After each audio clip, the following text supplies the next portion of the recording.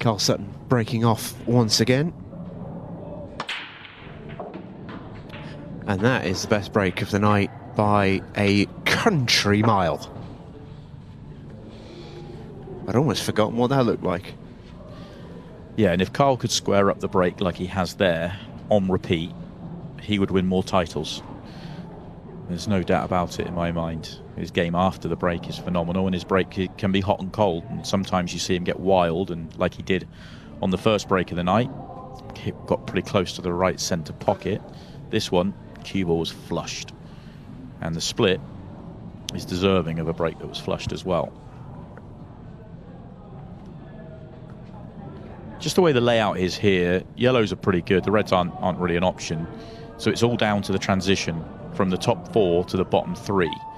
If you could ball in hand put it in the middle of those, you should get out. But it's going to be a tough transition. Yeah, I'm almost certain Amy was trying to slide by that red. It will be a reroute. Yeah, it's actually slightly awkward now because they've landed on the yellow to top left, but off angle to get on the one nearest the left-hand side.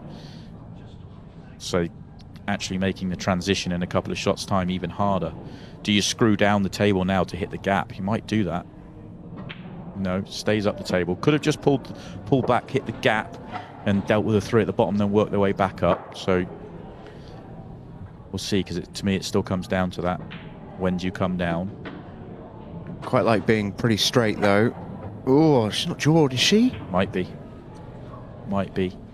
Even if not, it's actually an awkward angle. Even if you can see the pot here, because it's just off straight the wrong way. Yeah, just what? Yes, no chance. Yeah. All of a sudden, that's a really unlucky place to land, to be honest. Little, what, inch more on that shot, and actually it's cue ball in hand perfect. But as it is, it couldn't really finish worse. Oh, what a recovery. Deserves a flick. Half gets one, I think. They are digging pretty deep on this visit here. Yeah, Amy, I don't think Amy has to do much more than just hold this. Unless you can see the one top left. Hold this, right centre, then Karl's got the shot to play. Oh, he's playing for the one top left. Okay.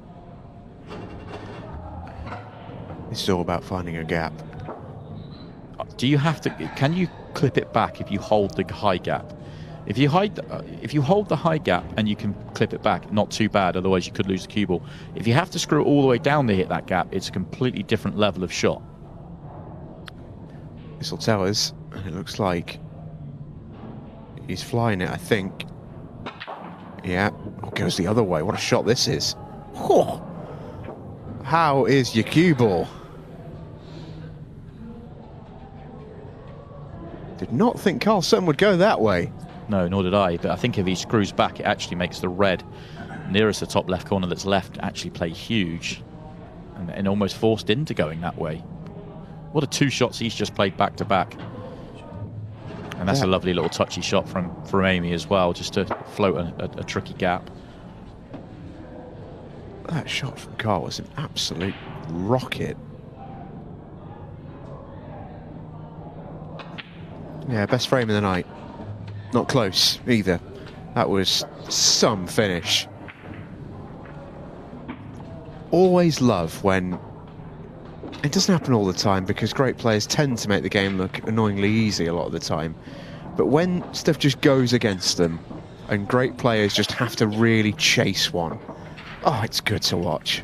That was so good. It also highlights the art of the game as well, because you say best finish of the night, and for me, if Amy gets her positional shot right, second shot, third shot, and then they make the game look easy, we'd be talking about, oh, well, what great layout it was, and they just picked it apart. Whereas it looks like the most incredible finish because they went out of position early, which is, it makes it so eye-catching to watch, but also it just highlights the pattern play and cue ball control.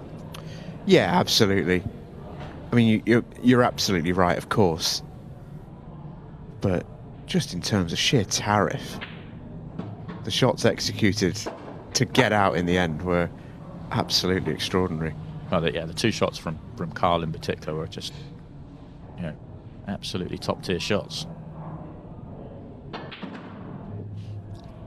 Bring this man more routine break and runs. That's what 𝗓𝗏𝗏𝗏 wants. Bad news for him is Kris Hampson's at the table, and the Cannon doesn't often do things by the routine book. He's got an opportunity to, though. This is one that should be made to look pretty simple.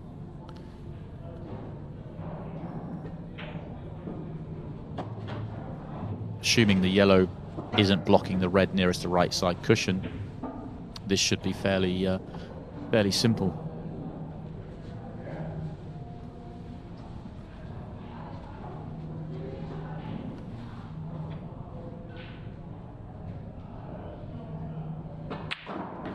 Now, should he have taken the one by the 8 ball before playing that shot? The reason I'm saying that is now he's got this one top right, get on the other one, but then you've got to connecting those two at the bottom might not be as easy as it looks.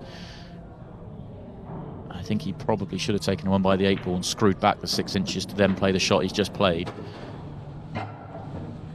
Yellow is now a problem. Yeah, all of a sudden he's got to play a real shot here. Yeah. Because if that red next to the 8 ball was gone, just play this in. Not much to do. Yeah, raise the 𝗟𝗓𝗏𝗏. How's your fluke? Oh, and he's landed on the red as well. Oh, that is an astonishing fluke. I mean, that is amazing. Yeah, they've done well to kind of keep a straight face there. Karl doing a better job than Amy.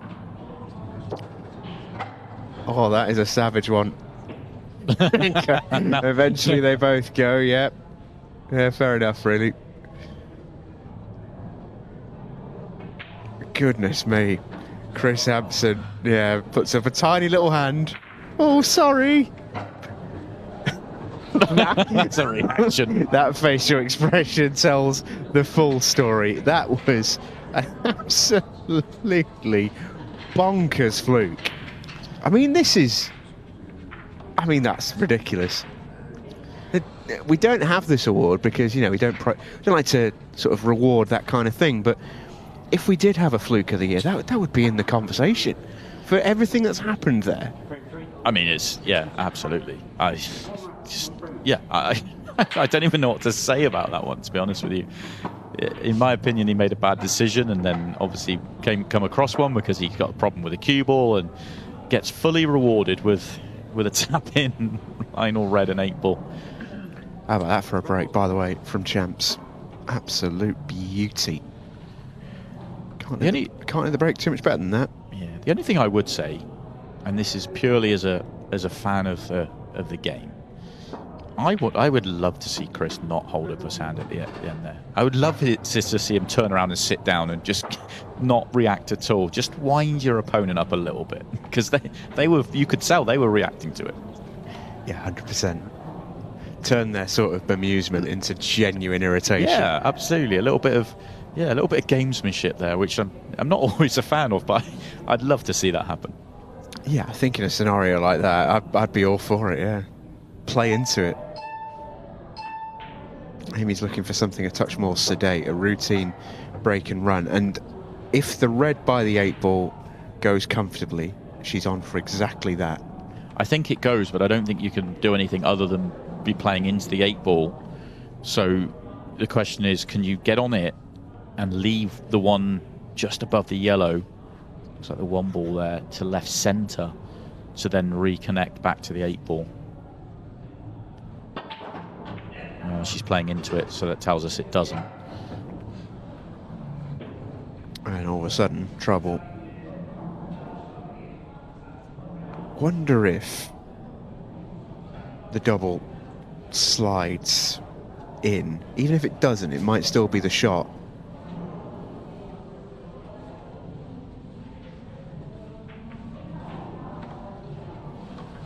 Playing the player, in my opinion, there for Amy. She's playing Linda here, and she's saying, Linda, I don't think you can clear these up. I'm just going to open up mine and see what I get. And this is where someone like Amy can use her, vast experience in a scenario like this. We talk about the we talk about the men's pro series, we talk about how the level is so high, the depth is so big, it really genuinely does feel that anybody can beat each other. But that sort of, it's not quite the same in the women's pro series. There is a genuine skill gap between rank numbers, call it 1 to 6 maybe, and then 6 to 20, and then 20 to 32. You really do see the levels in the women's game more starkly than I think you do the men's.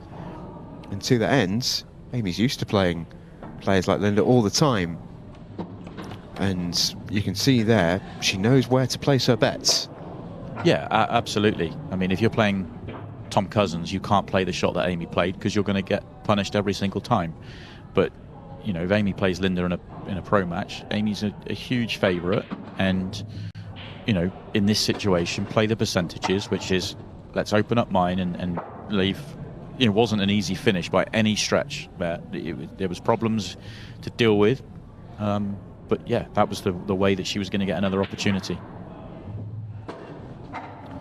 And she's gone about this little salvo beautifully, this 8-ball for a 2-1 lead.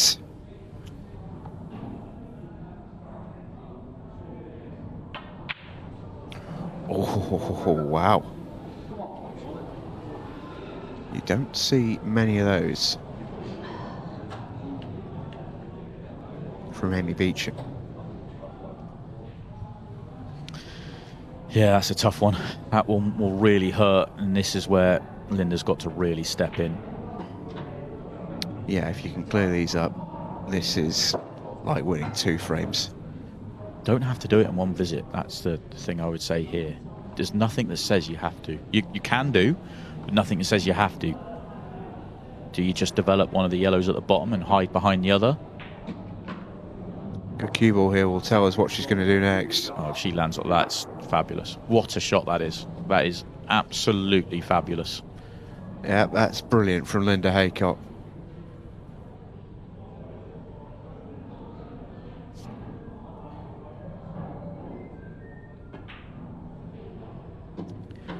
Absolutely superb.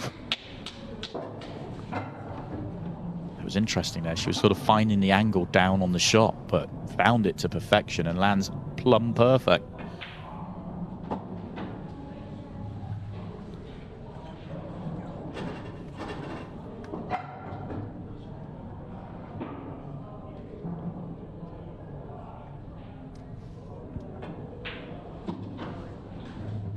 That shot top left to swing it round and land on the one at the bottom was just, you couldn't pick it up with your hand and put it better, and the cue ball moved miles. Well, the cue ball has genuinely moved, what, 14 feet? On, you know, a ridiculously slick cloth.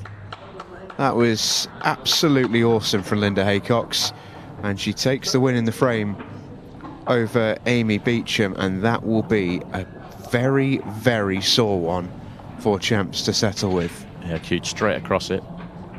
It was a poor one from Amy, fully punished. Yeah, she looks absolutely sick with that. Just champs.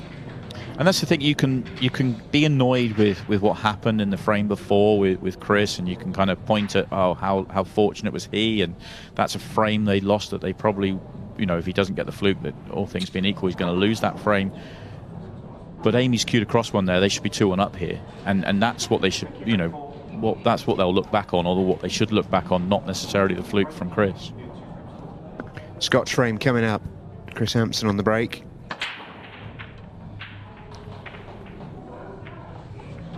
Belts it, and we're back to tries.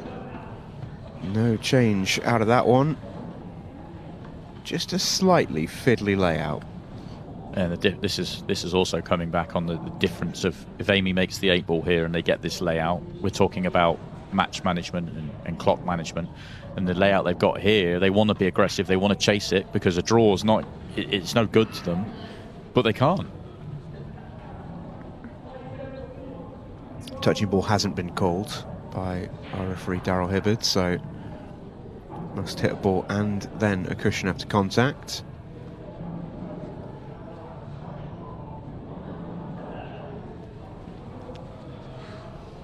isn't particularly easy when you consider having to get the cue ball safe. 15-second shot clock now in play. It's pretty good.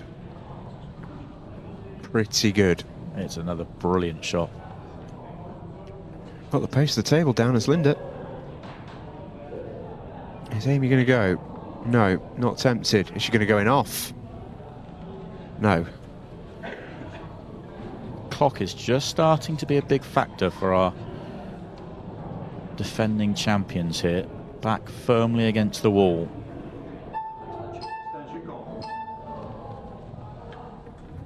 Big shot here for Kris, because if he can find the pot and land, reds are doable here.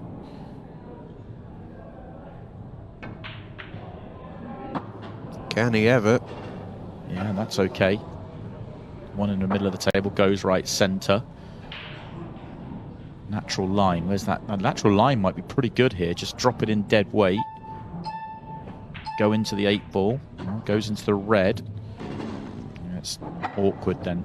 I think they're still on, but it's just getting a touch trickier. That's just tied everything up a little bit more.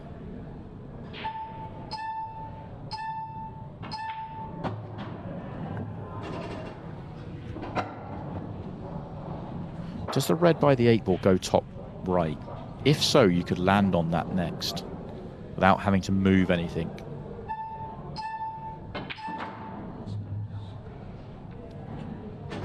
No, just land on it perfectly bottom left. I think he's on it, but he's definitely on the one bottom right. But is he on the one bottom left? Maybe not.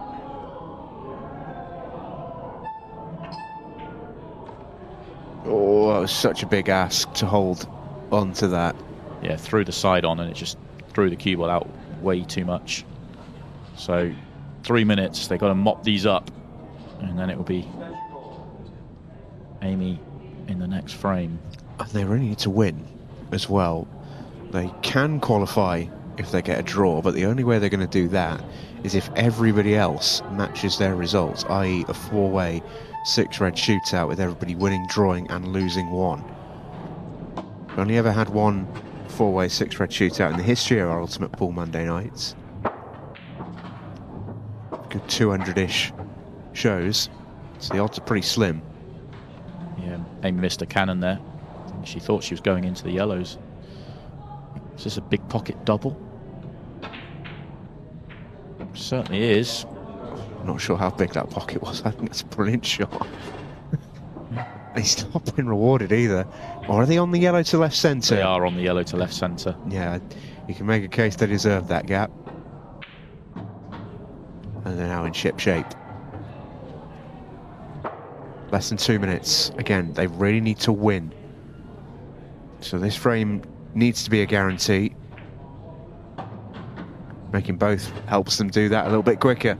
Yeah, but bad angle now. He's going to have to hit this really nicely, coming back across the table. Well, so there's a gap to hold. Not much of one. Yeah, it's a good shot. I like that choice, honestly.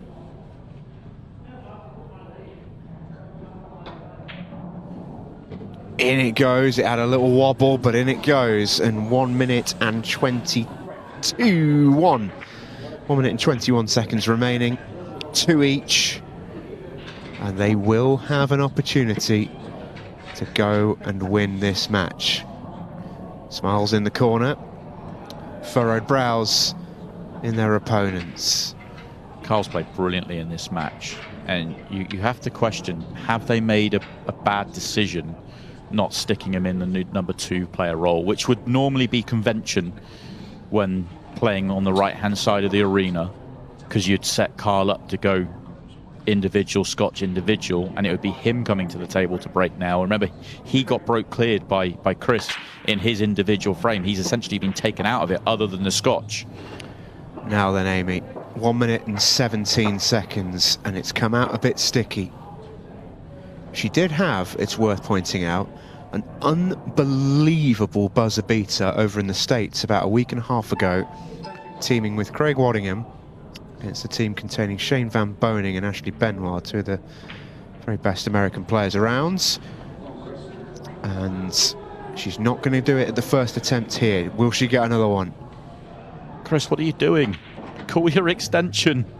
He's running around the table, desperate. He wants to win. Yeah, I suppose. He wants the win. I suppose, but is it risky? You've met Kris Hampson before. This guy is playing to win. Can he find a way out? It's not easy. Is there going to be drama here? 23 seconds for Amy Beauchamp. She has form for this. I think she's going to have one ball too many to make, but it might be close. Can she go stop, stop, stop? Not quite.